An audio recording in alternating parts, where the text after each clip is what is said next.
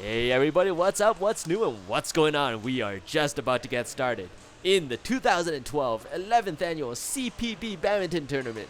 Definitely one of the best badminton tournaments in Southern Ontario, if not in all of Ontario, if not in all of Canada. Because it's such a popular tournament, you don't really even get any ranking points or anything for this tournament. It's just a community event, yet it's so well organized and the organizers are so great that every single year it attracts a lot of sponsors, and not only that, it attracts a lot of very, very talented players. As we see here, we have on the far side Nathan Lee, who I featured in one of the earlier videos before, a few months ago. And on the near side of the court, we have Jason Ho-Shue, somebody I haven't really featured prior to this tournament, but is an incredibly good player, because at 13 years old, this guy is already making grounds to become a national champion, or he's already a national champion right now, because as of 2012, he's already won the under 14 division Canadian national championships in badminton. So I think it was only in singles. I'm not sure how you did in doubles and mixed. But anyways, we're playing singles right now, so singles records are all that counts. And not only that, not only does Jason Ho-Shue have the national championship, he's also got the Pan Am championship, because in the under 15 age category in the Pan Am Games in 2012, he was able to take home gold in men's singles as well. So representing Canada and taking home the gold medal for Canada, Jason Ho-Shue. What a delight to watch. This guy is so talented. And he's got so much energy from what we're seeing right here. Always on the attack, always moving around on the court, and always in position for the next shot. Oh, I might have spoken too soon for that one. He was anticipating the smash down the line. We saw him moving to the left, but Nathan Lee with a little bit of a trickery right there, and crossing that drop shot to such great effect, and Jason Ho-Shue just on the other side of the court couldn't even get close to that last drop shot. And now Jason Ho-Shue still leading 5-3 right now, but with mistakes like that was a very casual drop shot that shouldn't have gone into the net, but yet it has. So Nathan Lee with the chance to tie it up, serving at 4-5. We're gonna have to see what he can do right here, because it seems like with Jason Ho-Shue's energy and his speed, what can Nathan Lee do? It's just a constant barrage of attacks from Jason Ho-Shue. It's like he's playing doubles in a singles event, which is insane, the rate that he moves at, and his great footwork and his great court coverage. So can Jason Ho-Shue maintain this for the entire set, or even the entire match? This will be something that we'll have to see later on in the sets, and whether Jason Ho-Shue is going to wear himself out, because at this rate, I can't imagine anybody going at this pace for an entire set, especially against somebody as good as Nathan Lee, who just returns just about everything you can ever send at him. And while Jason Ho-Shue kind of slowing down a little bit already, so maybe I was speaking a little bit too soon, because right now he's made a couple mistakes and allowed Nathan Lee to catch up in points. Mind you, they're only at 6-6 in a game up to 21. It's going to be hard to decide who's going to win this first set, but now that Jason Ho-Shue has slowed down just a little bit, his shots have gotten a little bit more accurate, and that last net roll just over the net, a drop shot from the back of the court, has gotten Nathan Lee diving and unsuccessfully missing that shot. So, and Jason Ho-Shue, while slowing down, has regained the lead, up by 2, 8-6, and neither team has really any prevailing strategy right now. Well, not that I noticed, because although Jason Ho-Shue started off with a lot of energy, with a lot of attacks, he's kind of slowed it down a little bit. And whereas Nathan Lee, he's still casually going about his own game, still trying to feel out his opponent, but with a big cross-court smash by Jason Ho-Shue. Who can get that? I don't know of anybody who would have gotten that. That was just such a great cross-court smash.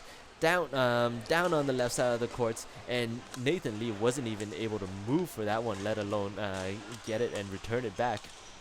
Wow, Nathan Lee diving again, recovers. Great drop shot right after the dive.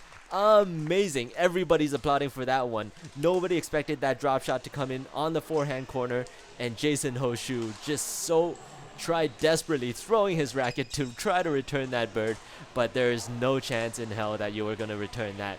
That was just such a spectacular drop shot from Nathan Lee. So we know that Nathan Lee knows that his drop shot, his deceptive drop shot, is working, and that Jason Ho-Shue is still making a few errors here and there, not really getting his bearings right, maybe a little bit too excited for the semifinal, because he desperately, well, both players desperately want to get into the finals of this matchup. They don't want to go, I made it to the semifinals and I'm going home right after this. And again, Jason Ho-Shue with the cross-court smash, and again, Nathan Lee couldn't get it. And yet again, Nathan Lee with the drop to the forehand corner, and Jason Ho-Shue unable to reach that either. So now we see the prevailing strategies for both of these players.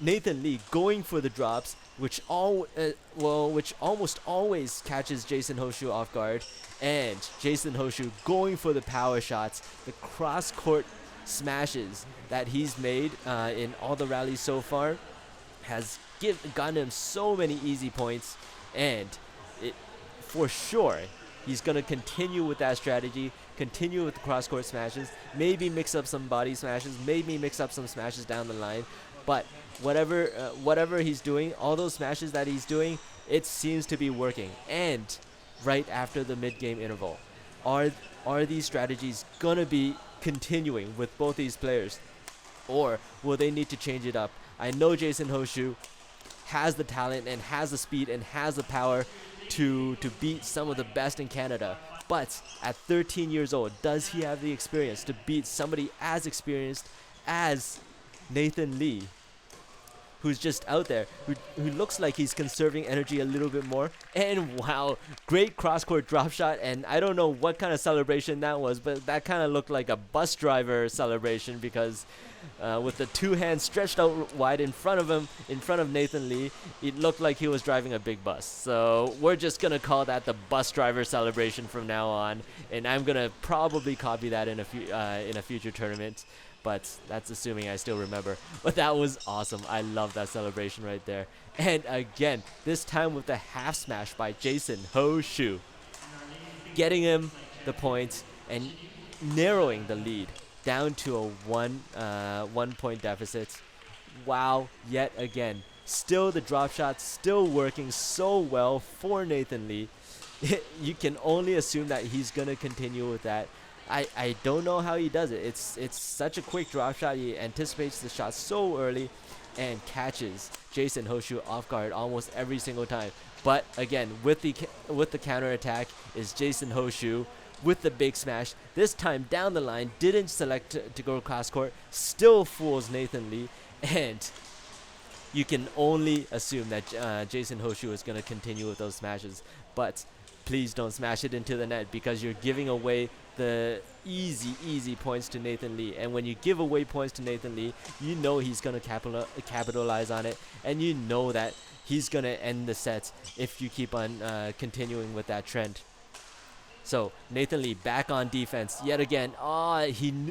Jason Ho-Shue knew exactly where he wanted to go with that shot. He knew he had to smash it down, cross court down the left side of the line, but could not execute this time. Is this fatigue starting to creep up on him, or is it just a slight mistake? I think it might be a combination of both, because mind you, all of these singles matches are played on the same day, so they don't really get a chance to break. And in the semi-final stages, especially in such a tight matchup, you're going to see that these two players are going to want to slow it down later on in the match, and they can't maintain this pace anymore, because, well, who can go play five, 6 matches of singles a day and maintain this intense pace? I don't think anybody can do it. But Nathan Lee got an easy break there, yet again, covering the net so well. And with that easy net smash, Jason Ho-Shue is now down by 3, and Nathan Lee is definitely pulling ahead. First time in this matchup that anybody's been up by more than 2 points.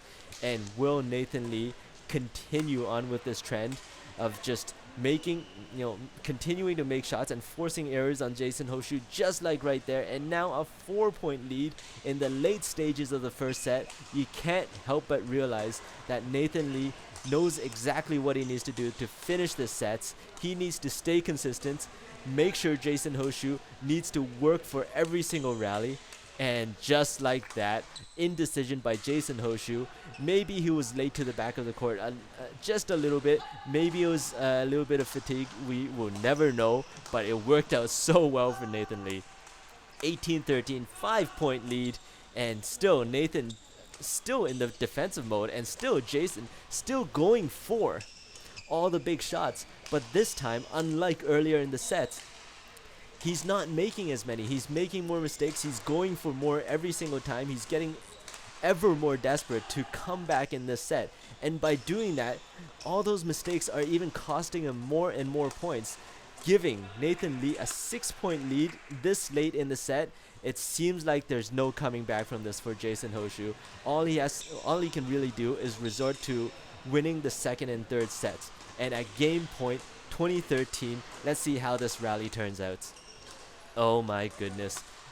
Another unforced error, and 21-13 is the first set.